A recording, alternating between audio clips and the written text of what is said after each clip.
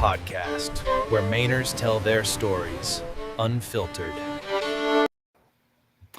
Good afternoon. I think I mixed up my camera. Welcome again to the Muddy Waters podcast. I'm your host, Chuck Ellis, and we are fortunate to have with us, our guest today is Anthony, we'll see if I say this right, McCown?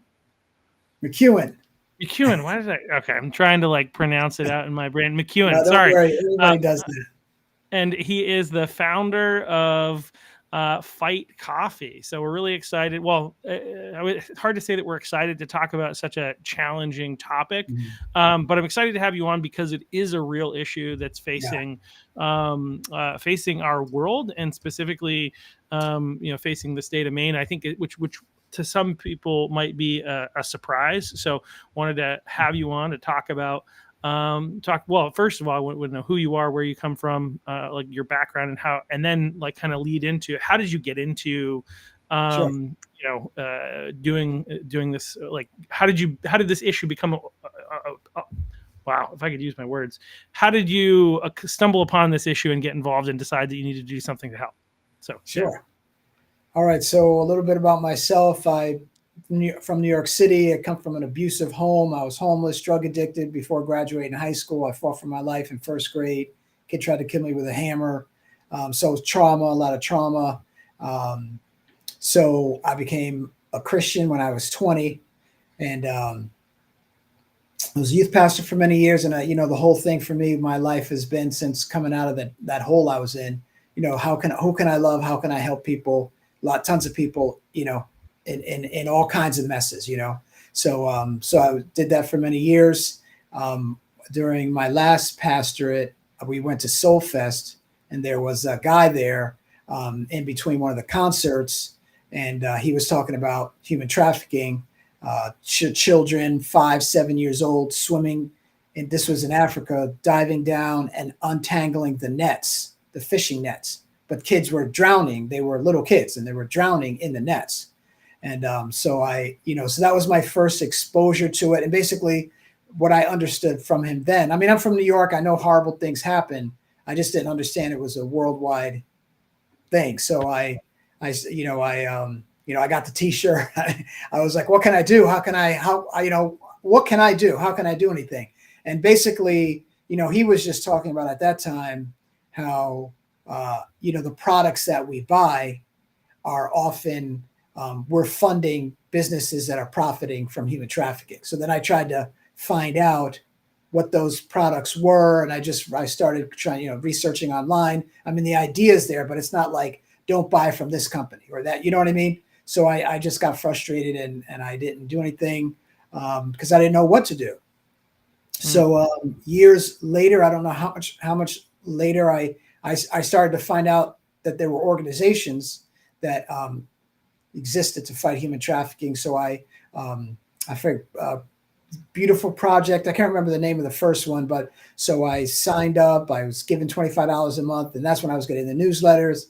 And that's when I began to get educated about this issue and how many children are involved. And because a lot of my trauma, I was sexually abused as a child as well. So a lot of my trauma was in childhood. And so when I saw that children were being, violated, and now, I forget what the numbers are. I mean, we're there's estimates 20 to 40 million people are being trafficked.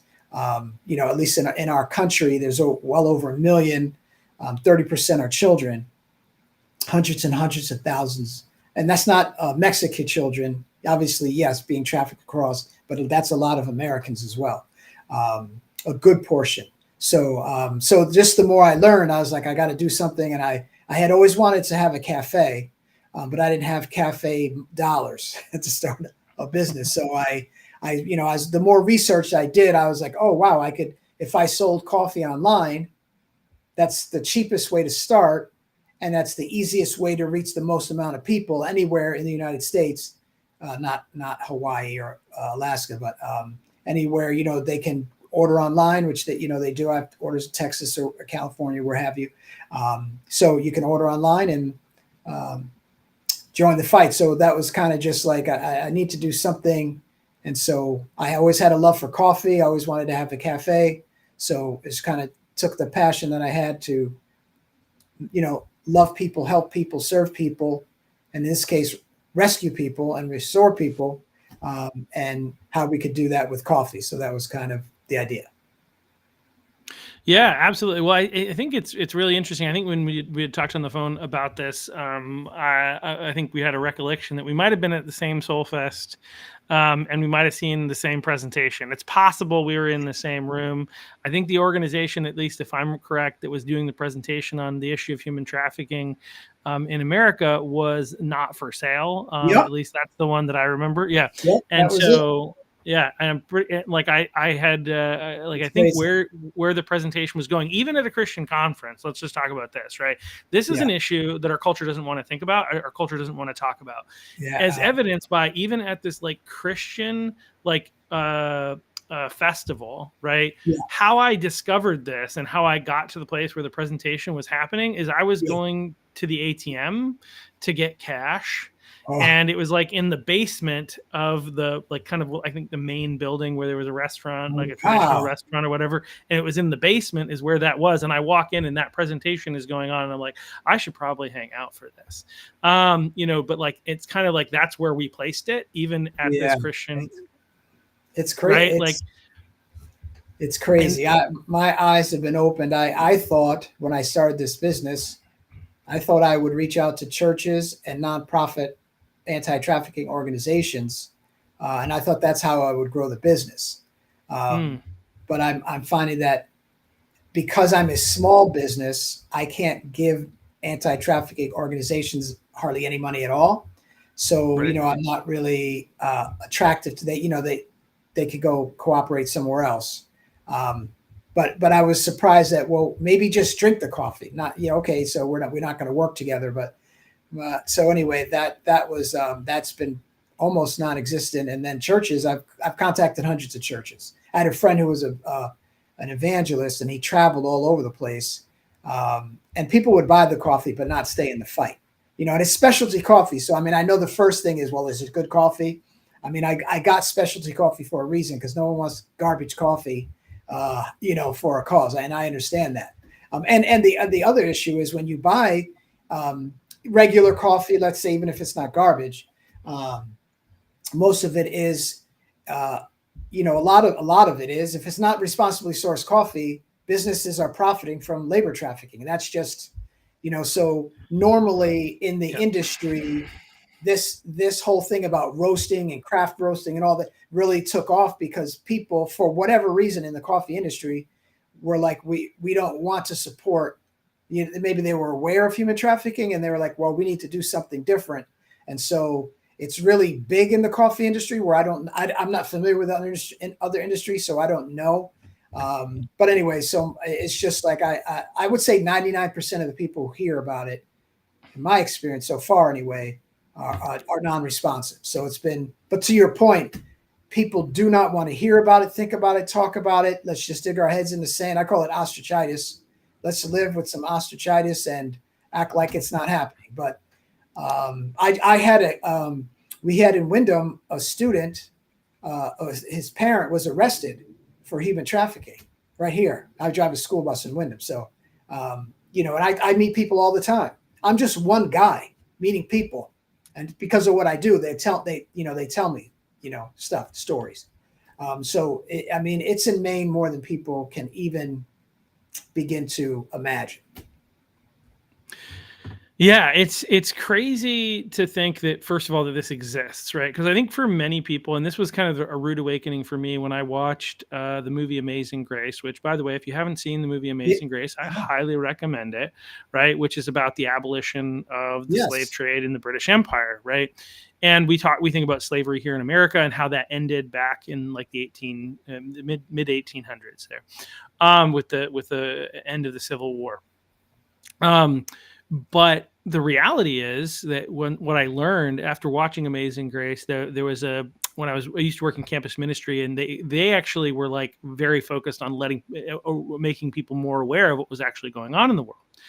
And so there was a copy of the movie that was actually sent out to me because I was working in campus ministry, and I had the right to play it. I didn't have to pay to play Oh, it as yeah, a movie yeah, on campus. Normally you would have to buy those rights or whatever right, to be able to show it to a large audience, but they actually gave that to you for free for these organizations like InterVarsity to be able to. So we actually showed that movie, and there were some questions that as the companion that came with it. And that's where I realized at the time they were estimating that there were somewhere around 27 million people in slavery yes, around the world today. There's actually more slavery, I right, think, today than there ever has been in any other time in human history. exactly. Um, um, Partly obviously due to the fact that we've got a higher population, but Sure. at the same time, like that issue that we thought we had defeated is actually not gone. And then further, like as you're kind of referencing, I think there was like maybe an issue in particular that might have led you to start this organization. If I'm remembering one of your presentations when we met at a networking meeting, but I learned partly because I don't know if what Not for Sale is doing these days because I haven't followed them in a long Yeah. time. But I know that at the time they had like a map, and I was looking on the map and I discovered that there was actually cases of people being trafficked here in Maine, and it just blew my mind. I was like, wait a second, not only is this happening in impoverished parts in the world, but it's happening right here in the state of Maine. Is it terribly prevalent? Maybe not, but it's happening.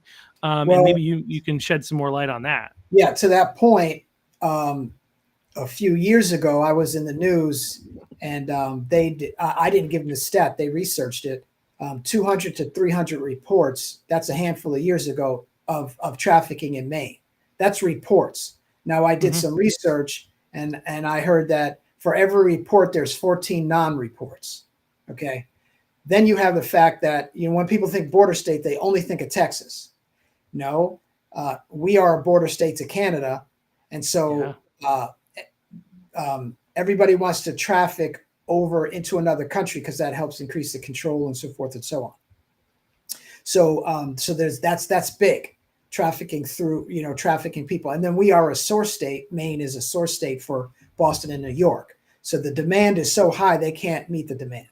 So, and so now, and I on my YouTube channel, if you go to fightcoffee.org, scroll to the bottom, click YouTube, you can look. One of my last videos that I posted was kids trafficking kids. So what's happening now is traffickers are, drug dealers are smart. I mean, these people, they're these drug cartels, and I mean, these people they got billions. They have top notch. People not top notch in terms of quality of character, but what I'm saying, knowledgeable. They get knowledgeable people, and so I say their most effective strategy by far is you just take a trafficked kid, get him to build relationships with other kids, and then invite them to a party, to the mall, to wherever, to park, and then just say, oh, hey, there's my friend over here, and then they're just hanging out. They're just voluntarily showing up to the parties or whatever. So there's no, this whole thing of, not that it doesn't happen, but I think it's like 1% or something extremely low, where they capture you and, drag you out of your house or, kidnap you violently, those types of things. Those are very rare. It's just, they just walk right into the trap.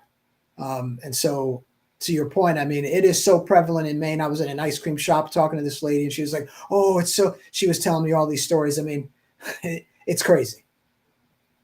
Yeah. Yeah. There's another organization that exists here in the state of Maine. I think, I can't remember, Just Love Worldwide, Yes, or something like that. And I had gotten connected with I think the founder of that organization a number of years ago, and was trying to like do what I could to help, because I knew about this issue, and like it's always like, how can I help? How can I raise more awareness? And anyway, I went to one of their meetings, and there was a presentation by a young girl from right around here, or I don't know how old she was at the time. She might have been in her 30s or something along those lines. But when she had been a teenager, she had been trafficked here in Maine by, like, came from a poor family, and allowed herself to get into a situation. And then things happened. And then because that happened, they were able to use that and manipulate her and convince her to keep doing those types of things, basically, like, and threatening and all that other kind of stuff to get her to do what they wanted her to do. And so that's a thing that was crazy to find. Like, it's still, like, even though I had, again, from previous years, I'd found some stuff indicating that this was something that was happening, here in Maine. It was like meeting somebody to whom it had happened to, I think, is like was a bit more of a shock to the system. And, kind of like one of the things that you mentioned, and I don't know if you want to elaborate a little bit on this, is like demand. Like, where they're trafficking kids from Maine to Massachusetts and New York because of the demand. Right. Yeah. I mean, well, I mean, think about it. And I have another video about a generation raised on porn. It's not a Christian documentary. It's more of a scientific how porn impacts the brain of young people. So that's really kind of a lot of what so that's a very, and I introduced the documentary, and then I have a link so that people can go to the full documentary. I just show a few clips just to hopefully introduce it. But so when you have a generation literally raised on porn, right, and they get older, you're talking about a whole generation now. Like, when I'm 60, so for me back in the day, and I was a kid, I'm not getting porn anywhere unless I go to my friend's house and maybe his dad has it, or because I was a single mom, grew up in a home, single mom. So I was exposed to a little bit, but not even until my teenage years. And, then you got to go in the store and you got to buy it, and then they're going to ID you. I mean, now it's like, we have kids on the bus, sixth graders.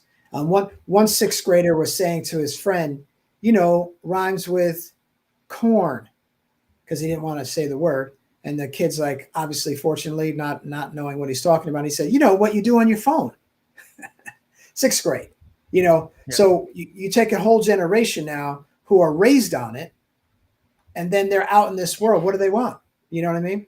And they're just used to seeing it, and that creates desire, and desire creates the demand. So porn is one of the greatest. It feeds it. That's where it starts, and you're not going to stop porn. You're not going to stop this. It's like saying you're going to stop domestic violence or drugs or rape or murder, violence. We're not going to stop any of this. It's part of our society. I think, though, for while we're not going to stop it, at least let's be a part of making some type of impact, instead of just sitting by doing nothing and let it just steamroll over our entire society. Yeah, I mean, there's so much in what you just said that I feel like I want to like help. I don't know, talk about, I guess, my brain today, I guess. But one of those things is, like, I think people don't realize how easy it is to have access to pornography on phones. But also, like, parents out there, like, there are a ton of tools to be able to do a lot. I don't know how realistic it is to completely limit because of how many loopholes there are in the internet. We'll just say there are options. But there are some great options to substantially limit, what kids have access to. And so if you haven't looked into that, please do. I don't know if you have any recommendations, but I do. On my website, I list two of them. One of them, I'm the name's blanking on me right now, but literally you can make it so there's no internet access at all. It's just a phone. And then they also have options where it's vetted material, so that they're constantly adding stuff that kids can have access to, but it's parent approved, so that they can only have access to the stuff that's approved. They can't just go, they can search what's available. They can't search past that. So that's those. So there are options. And I highly recommend. I mean, I saw this, I forget, he was a policeman or he was somebody, and he said no middle schooler, anyone middle school or below should have access to the internet on their phone, because of what we're seeing in our society. And, kids are sharing. And I had one parent, she was like, well, my kid doesn't have a phone. I'm like, yeah, but he's on the bus right now, on my bus, getting full access by his friends. But yeah, you can't go to school and not be exposed. So that's the hard, it's This is And crazy. so it really is. And I think there's a lot of stuff. I think the schools are trying to do some stuff to crack down on phones in general and Yep. keep them out of the classroom at the very least. So, which is, Yes. I think kids being less addicted to phones is a good thing. But I want to kind of also continue to further unpack like this idea of, sex addiction.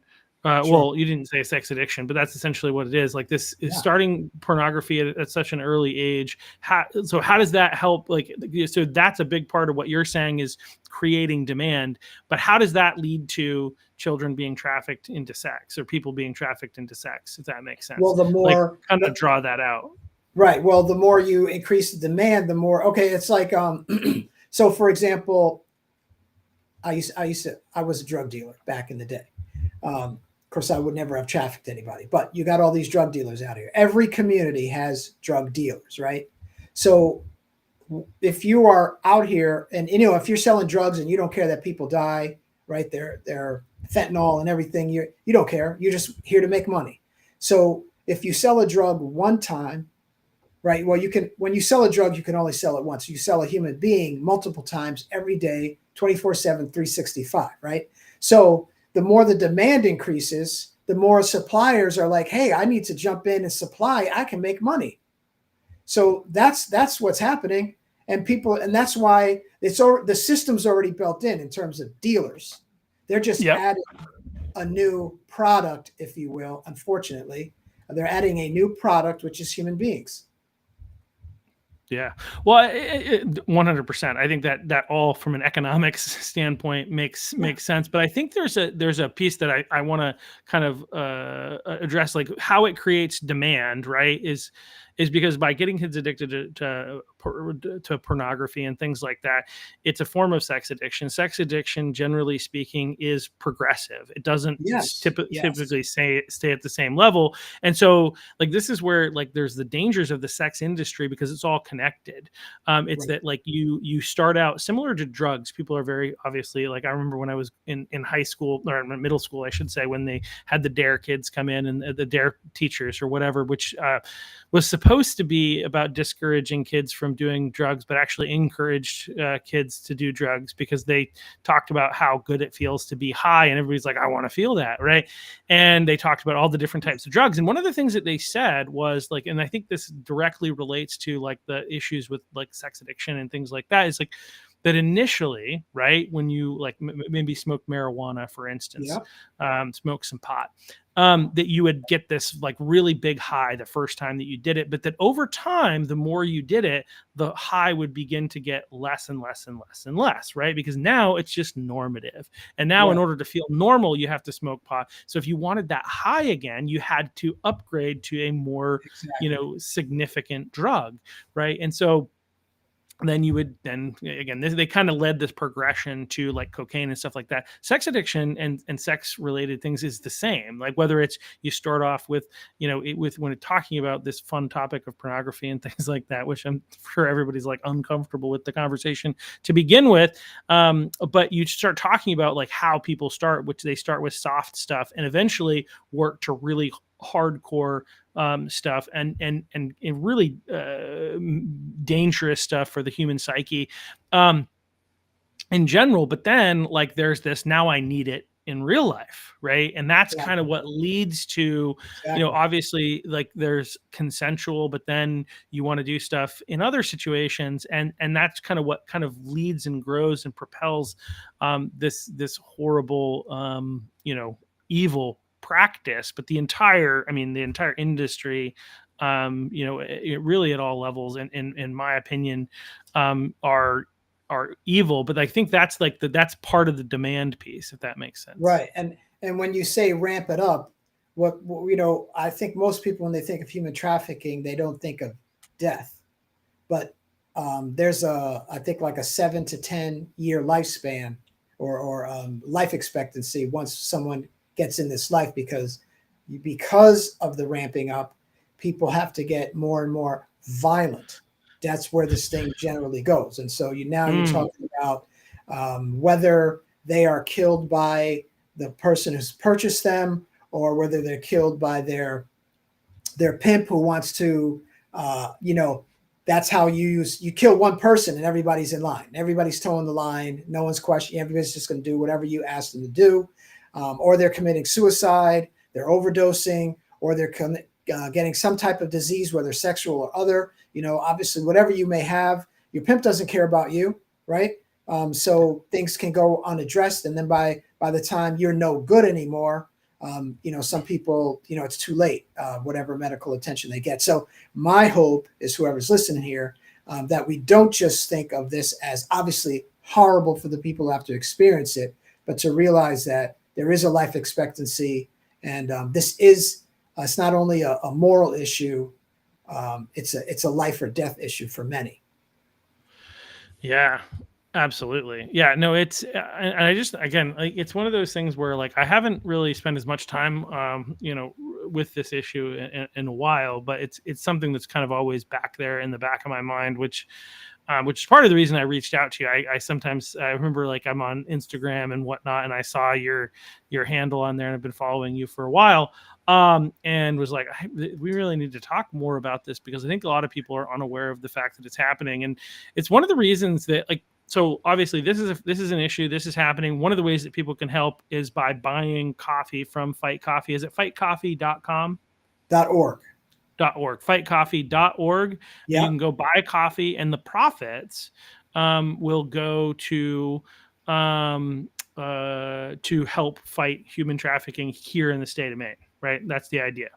Right here, and to wherever I'm collaborating right now. Unfortunately, I have not been able to find an organization in Maine that really wants to work together. They're busy. A lot of times they're busy. They have other things going on, and like I said, we don't have a lot of money to offer. So I mean, I can understand, but the organization. So I'm kind of tweaking our strategy. Initially, I thought I would just contact anti-trafficking organizations all over the country. They would get it out, to spread the word to all their people. And then that's how the business would grow. That hasn't happened. So I found an organization in Iowa, Gabby.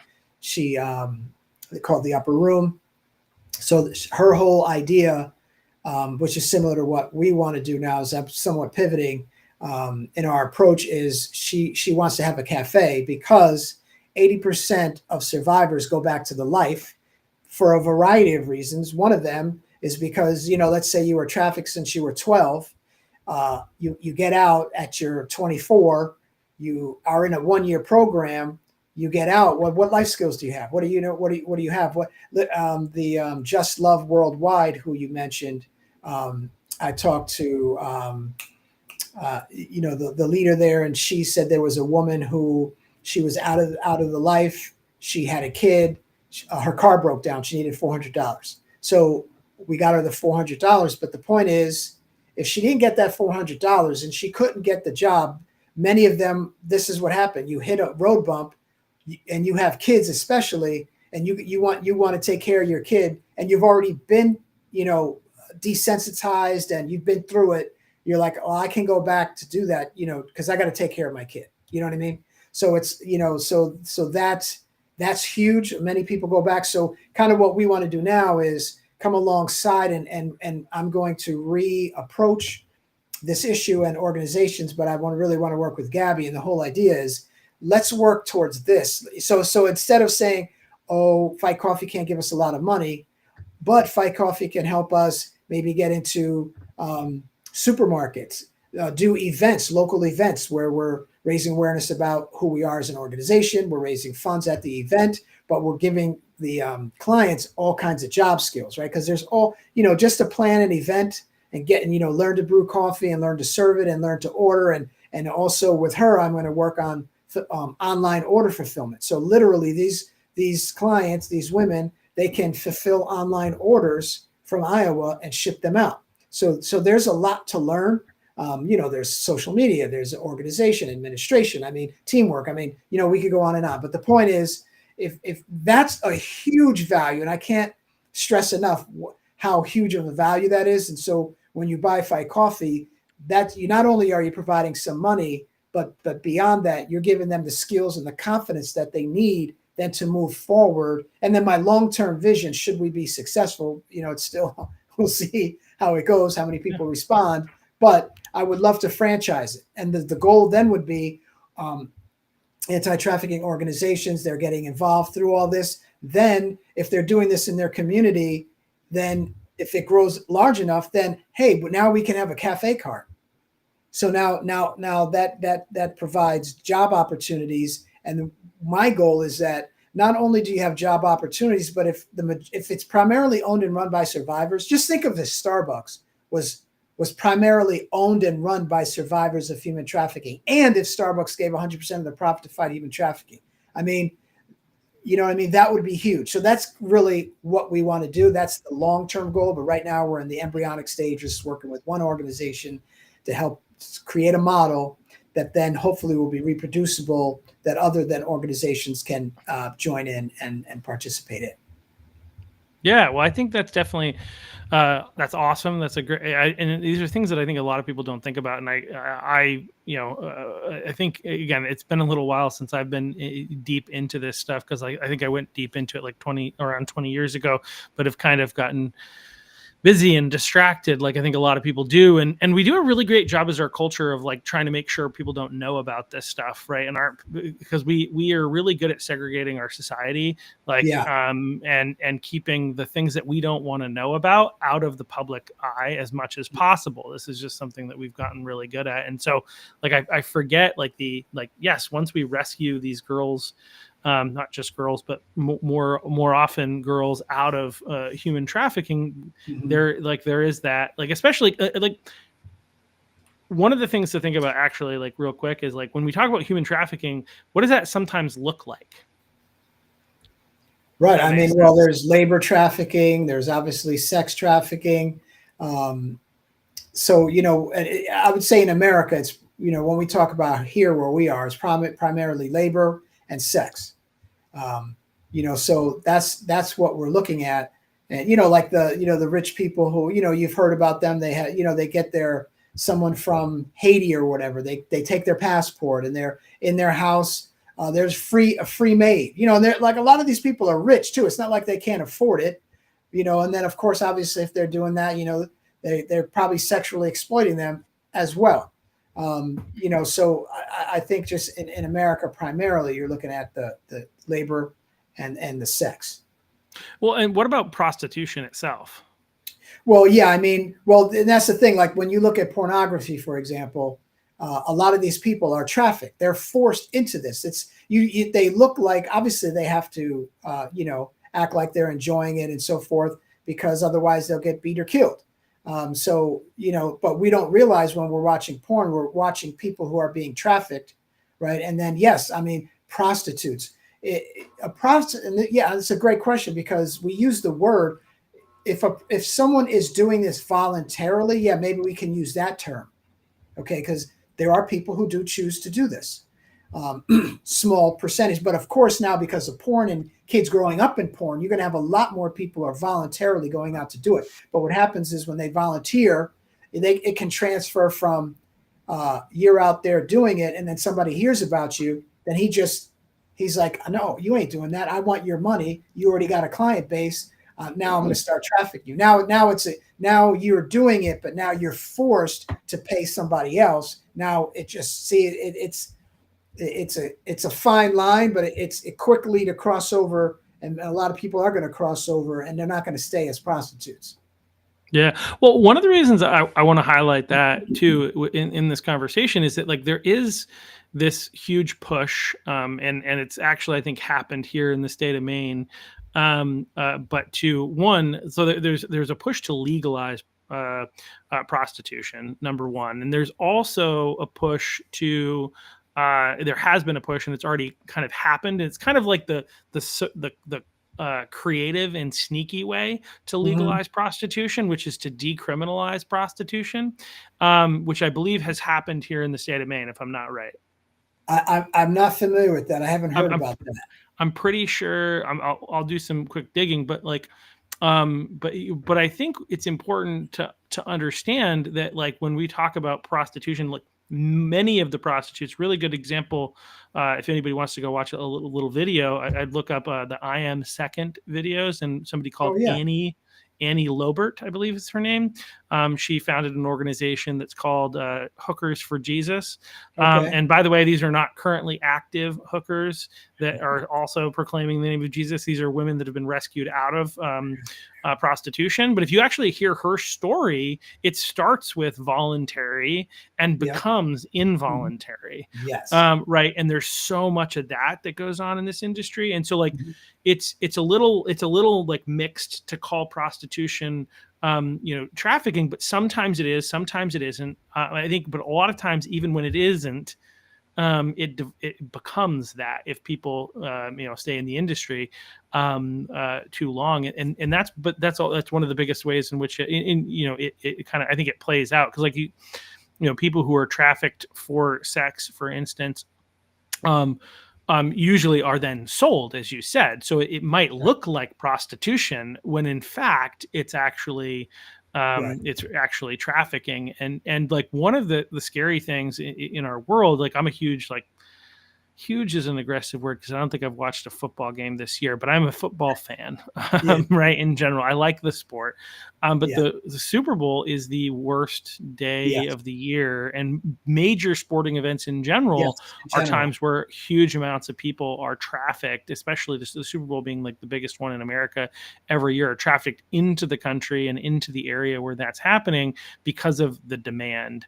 As you've Yes. kind of said, and it's a sad state of affairs. But I think, like, obviously this podcast is highly focused on politics, so some people might be wondering, what in the world does this have to do with politics? But politics matter, and the laws matter to help fight this type of stuff, and there are certain types of leadership who actually do things to fight it. And this is one of the issues that does impact the issue of immigration. And I think that's one of the reasons why we need to have a robust border, and we need to have a proper immigration process so that we ensure that people aren't illegally trafficked into the country against their will. And this is where, under the Biden administration, one of the things that happened, right, was they stopped DNA scans. So they used to, under the Trump administration, Trump 1.0, like they had this tactic where if somebody was taking a child across the border and claiming that they were the parent, they had an ability very quickly to be able to scan and determine whether or not there was shared DNA. Are these Right. people actually related? Well, under the Biden administration, they got rid of that. It's And crazy. when Trump came in, there were somewhere around 435,000 minors that had come over in these types of situations that had supposed to be coming to like doing check-ins, and they had been lost in the system. And I know that in the early days of the Trump administration, I haven't like looked into this more recently, but they had found within a couple of weeks like 75,000 or something of those children. They had located where they were. And so like, but a lot of these children were trafficked into the country for illicit purposes. Yeah.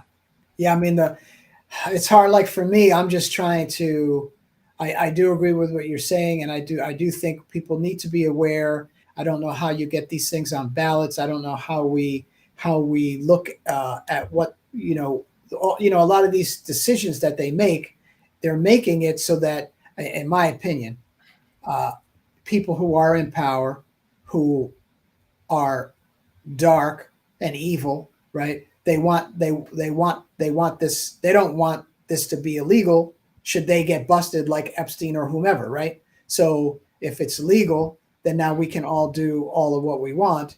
I mean, the assault on women and children throughout history, I'm just going to say is horrific, and I don't think it's ever been greater. But I just think if you're making laws that make it legal, what are we doing? In the name of protecting a handful of women who voluntarily want to do it, okay, great. And I could see their argument if we're looking at this, myopically. But if we're looking at the whole big picture, there's no way that we can't. We have to see the ramifications beyond just the issue that's presented, and that only will come as people, which I appreciate what you're doing. The more awareness that we have, hopefully then we go, oh, wait, I hear what you're saying, but there's this, and this. We need to take all these other things to account. And if we do, then we won't make it legal at all. Yeah. Well, yeah, no, I agree. Yeah, there's so much to it. There's so many layers. And one of the things I wanted to get back to is I did confirm that, like, basically, like the official terminology is in question, but like effectively, prostitution hasn't been decriminalized, but the women, the people who are selling themselves, Yeah, there's no criminal penalty for women who, or people, I should say, who offer their bodies for sale. There is still a penalty for, as they call it, the Johns. And I think the theory behind this, right, is like we want to yeah, penalize the people who are the ones that are primarily the demand side, which I definitely understand. yeah, But I think, having talked to advocates for women trying to for women trying to get out of prostitution in general, is yeah, that, like, getting caught, for many of the women who escape prostitution, getting caught was yeah, actually the thing that got them out. yeah. And then so, they got to as go to much as, jail. right, and well, yeah, but they got to go to jail, and then they got rehabilitated as a result of that. But Yeah, without that, they, like, a lot, like, that's kind of one of the concerns. Like, obviously, I think we should have very strong laws and penalties for people who are the perpetrators in for this sure, situation, which absolutely. is the demand. But I think because of the fact that we care about the women, like how we, like, I think it also helps them to have them get caught, if that makes sense. But Well, I we mean, definitely need to be much more strong on the people who are perpetrating, if that makes but sense. wouldn't it The be ones who are nice creating it. if we collectively, as a society, helped to rescue these women and go after them? We can find them. They're findable. Many Right. many organizations, anti-trafficking organizations, they build they know where these women are. The women who come out, there's, how many Harriet Tubmans there are in America and around the world. They're going back to where they came from. They know where they are. Here's one of the problems. Of the millions of women and children who are being trafficked, my last understanding is that there was like 900 beds. So even if we had $5 billion and we could just start funding, not ICE, but some other, or funding the existing organizations, the police, and those who go just specifically for human trafficking, you start getting all these women, you would have nowhere to put them. I mean, we the amount of money that's needed is just through the roof. And, so whatever we might do, even if Fight Coffee were to grow and become a nationwide brand, let's say, I mean, the best we could ever do is, the tip of the iceberg. I mean, again, we're never going to solve this, but hopefully, we have the power. I mean, just think if 1% of the Mainers, in coffee drinking Mainers, drank Fight Coffee, we could fund an organization. We could have open a house and have room for women and children. I mean, that, you know what I mean? It's just the potential. I mean, the power of coffee. It's one of the most consumed beverages on the planet. If we just, redirected money we were already spending, of course, we need thousands of people to do it, but every month they're buying the coffee. We'd have hundreds of thousands of dollars every month for our state to do something significant. And that's what I hope will happen. Yeah, no, I think that would be great. I mean, we definitely need to be doing something, and I think this gives people an easy opportunity. People like to buy coffee. Here's a way that you can contribute to fighting and pushing back and creating opportunities for women who are trying to escape human trafficking, trying to escape prostitution, however that line falls in, if that makes any sense. And one of the things that I will say, by the way, is that your coffee, for being high quality gourmet coffee, is very well priced. Like, it's not like super expensive as some people might expect, especially for the quality of the coffee that it is. So I would encourage people to take a look. Go to, again, fightcoffee.org, and you can check out the options there. Definitely, it's definitely well worth the money, again, especially considering the fact that it's compared to some of the other things like a Starbucks and different things like that, it's actually fairly reasonably priced. Yeah, and I would encourage anyone who's listening to this to not look up the brand name of their coffee, but the company name. I don't want to say anything because we're on a podcast and I don't want to get sued. But whatever the company name is, look it up and then type in the word after the name of the business, the exploitation and labor trafficking. Just put that in afterwards. Now, some of these you're going to be shocked at what companies and what the amount of information that's out there about these companies. Some of these companies that we don't really realize what we're doing. We don't realize who. I never, even when I started Fight Coffee, I'm going out. I'm just I'll get a latte wherever I want. I did not know what I now know, that agriculture ranks number 3 in labor trafficking.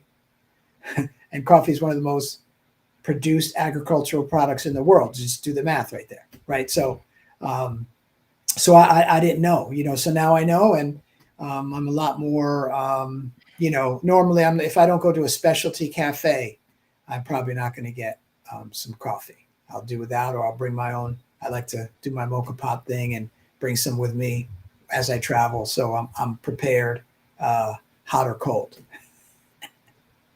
Yeah, absolutely. So what flavor of coffee is your favorite? What roast? I'd say Costa Rican, which is a light roast. And interestingly, I like the decaf, but I only drink the decaf because I have some gut issues. And so our decaf is 0.03% caffeine. Most decafs, or statistically, it's right around 3%. So, but 3% could be enough to bother you. Where 0.03% is way less, and then it's infrared roasted, which I also, again, these are not verifiable things that I can say. I can only attest to myself and other people who have said, hey, I had to stop drinking coffee, but now I can drink your decaf coffee. A friend of mine, his heart used to race, and now, so he had to stop drinking coffee. So now he's drinking the decaf. But a lot of them people say, well, I don't drink decaf because it tastes nasty. Well, yeah, that's because they process it with chemicals. So ours is naturally water processed. So if you don't do that, our decaf is delicious. It costs a little more, and I'm going to have to raise the price again. Today I just got word that my price is going up $2. Unfortunately, I have to raise the price. But inflation. Yeah, inflation is impacting everyone. Yeah, it hurts. Yeah, and then I had one guy say to me, and again, this is back before I knew about agriculture and number 3 and all that. But he said I can get twice as much for half the price, which is true. But you can also be giving your money. The reason coffee is so cheap for many of us is because people are being exploited. They're not getting their fair share. If they were, the price would have to go up. So that's how they can afford to keep it cheap. So cheap coffee normally equals exploitation. Yeah. That's another really, I think, important point, because I think when I was having you come on, and I think, again, the story that I think you had told was about like a girl that you knew the mother of, I think, who had been trafficked, I think from Westbrook. Is that right? Yes. And I think that might have been like what kind of sparked, if I'm not mistaken. It was her coworkers. Okay. So that's how they got to know the girl, through the mom. Okay. So the mom's coworkers violated this girl. Yeah. And trafficked her. Yeah. Yeah. Wow. Yeah. No. Crazy. So I was thinking, it's interesting though. I mean, obviously that's horrific and terrible, and it's hard to believe and understand how something like that could happen, here in the state of Maine. But human depravity and evil is something that I think, though I'm frequently surprised by it, I'm also not surprised by it, right? Like, it's like one of those, I wish I was surprised by some of the things that I hear these days, but at this point, it's just, this is the world in which we live, unfortunately. And this is, we could get into like why other systems of systems don't work, because of the fact that they ignore human nature. We need to be, we need to understand human nature for sure. But the other factor that I wasn't even thinking about when thinking about having you come on is like the other ways in which we contribute to trafficking outside of just here in the state of Maine through, the stuff that we buy, so I think talking about the fact that the coffee that you offer is, is like maybe a little bit more expensive than some of the other options because of the fact that it is, there's no slavery and trafficking involved in the creation of it, as best as we can tell. Never know for sure. But like best we. But there are ways to find out, and I appreciate you sharing. So can you like go just as like another question? You said like this probably goes beyond coffee, right? Like if you go into Google and you wanted to search for other different industries, you could do this to figure out whether or not that company or whatever was using. Well, I couldn't find a specific company, like you hear about blood diamonds, right? So right. Years ago they had the movie Blood Diamond. So, but now I know that diamonds can be a problem. But when I go to my jeweler, I have no idea. So I know about it, but yet I still don't know when I go to the store A, B, C, or D, is this a blood diamond or not? I have no way of knowing. What I like about coffee is that of all the industries that are out there, and they're starting to do this with clothing, but it says responsibly sourced. It says fair trade, right? So at least when you see that, and then that's certified. But of course, unfortunately, like our and this is back to corruption again. What's sad is that, for example, and to your point, you were like, well, we don't always know. You can't always be 100% sure. I mean, anybody could throw fair trade on their label, right? But yet it's not fair trade, right? Or and what's happening now is, so my roaster, she when I'm in her place, I see the bag. It says FTO, Fair Trade Organic, right?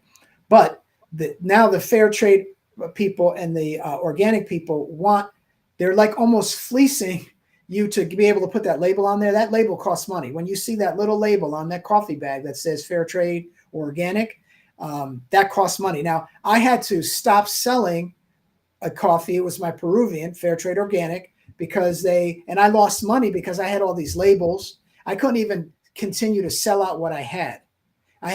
So I lost money. And so they want money, and so they're just charging fees that are it's too much. And I still say I'm not disparaging it and saying it doesn't matter or it's not significant. I'm just saying it's unfortunate that once people get big and they start taking things over, it gets bureaucratic, and then they want more and more money from the people who are trying to fight this thing. So literally, my roaster, she won't put the label on. Well, it is fair trade organic, but she won't say it. And therefore I can't say it. I mean, I can tell you the story, but I can't on the label. I can't put it on. So because so it's not a matter you have to pay a fee. This is one of the issues of corruption in so many different areas. Is this is not a government regulated thing? I don't think it's government regulated. Yeah. No, it's the organization Fair Trade. Whoever Fair Trade is, I don't know who they are. So Fair Trade, I don't know who they are. Organic. Yeah. There's 5 organics. There's 5, like you can legally say organic, but only one of them. It's on my blog. If you go to my fightcoffee.org, go to the blog. There's an article there about these 2 issues. Articles that I link to because to educate people. Because at the end of the just real quick for some education. Have farms all over the place, right? In wherever, Costa Rica, wherever you may be. So the farmers all over the place bring it to the processing plant. They process it, right? Because you have the fruit, and they got to get the fruit off. They got to dry the bean. So there's a process toward the whole thing, right? So then some company goes and buys that, right? So some of it could be mixed in. It could be. You got this good farm. So if you don't necessarily go directly to the farm and only from the farm, it's just not always as cut and dry as everybody likes to try to make it sound if you have the label that says such and such. That's all I'm saying. Now, it would lean itself towards that. Odds are there's going to be less exploitation associated with it if you're getting that than if you don't get that. So, then somebody might say, well, screw it then if you can't be 100%. Well, again, if the odds are leaning, towards one direction, let's lean towards that. Let's support that. That would be my encouragement. Yeah, absolutely. Well, I think that's important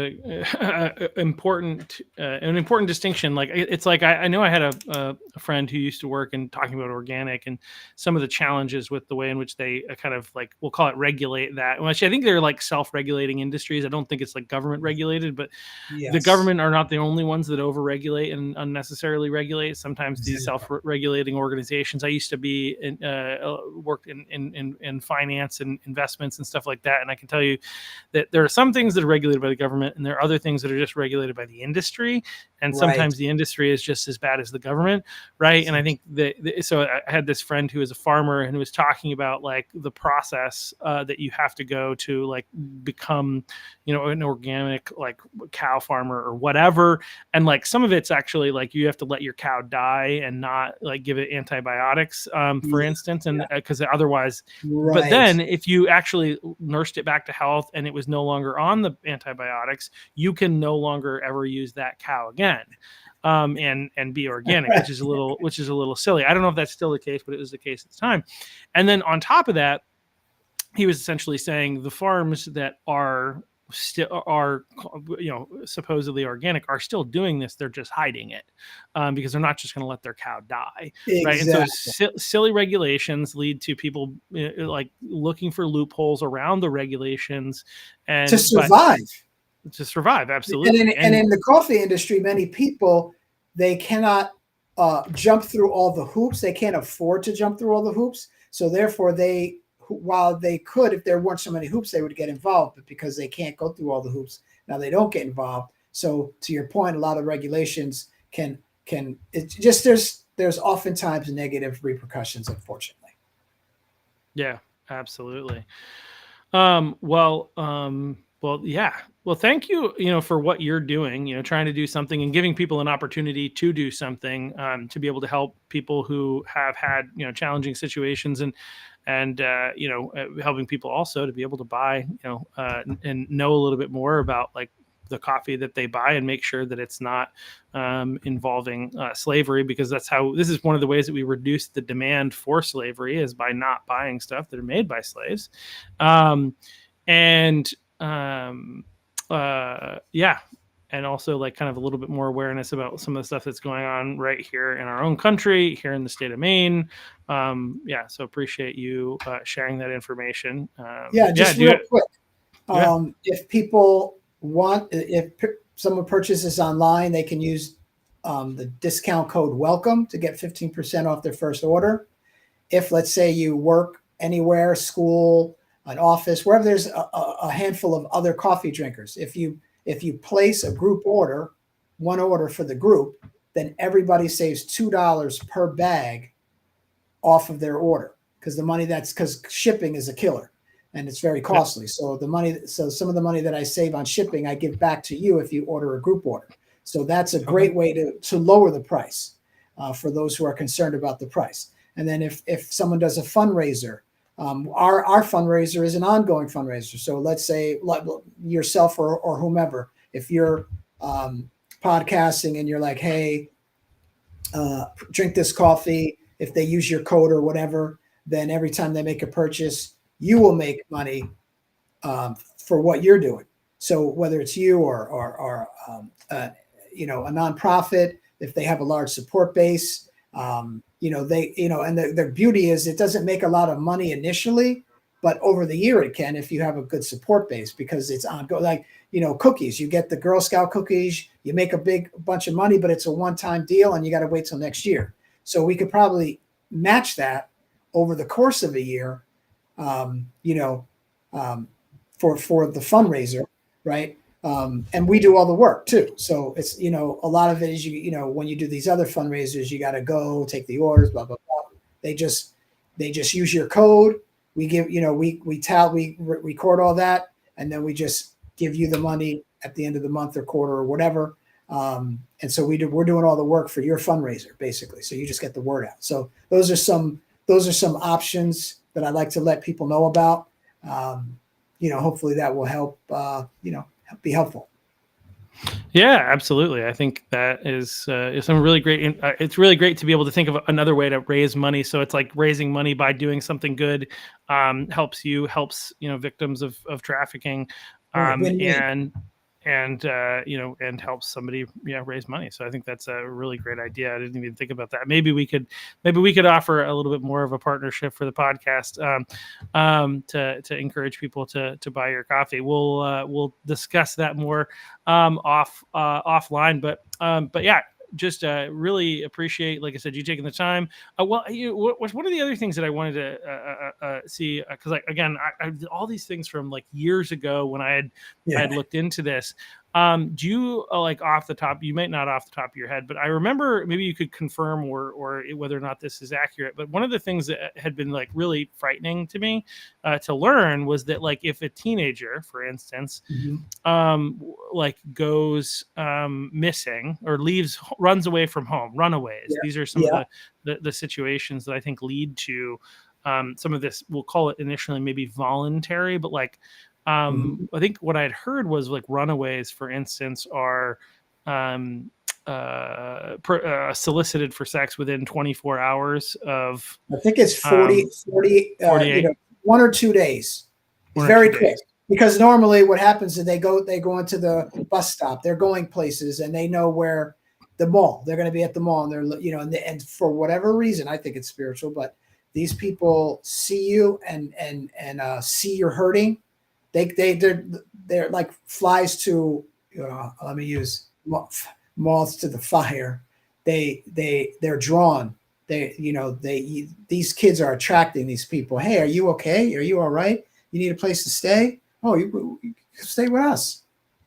Yeah, it's quick. There many, and I will say that out of the, I don't know, hundreds of thousands of kids that go missing every year, most are found. I think it's 92%, something like that, are returned. But when you look at that 6%, if it's 6 or 8 or whatever that percent is, that's still way too many thousands of kids that do not return. And I think if we're having thousands of kids being missing every year, tens of thousands, we should see that as a pandemic. I mean, COVID, everybody was up in arms. I can't understand how we can't be up in arms about that, this many kids disappearing. But to your point, Right.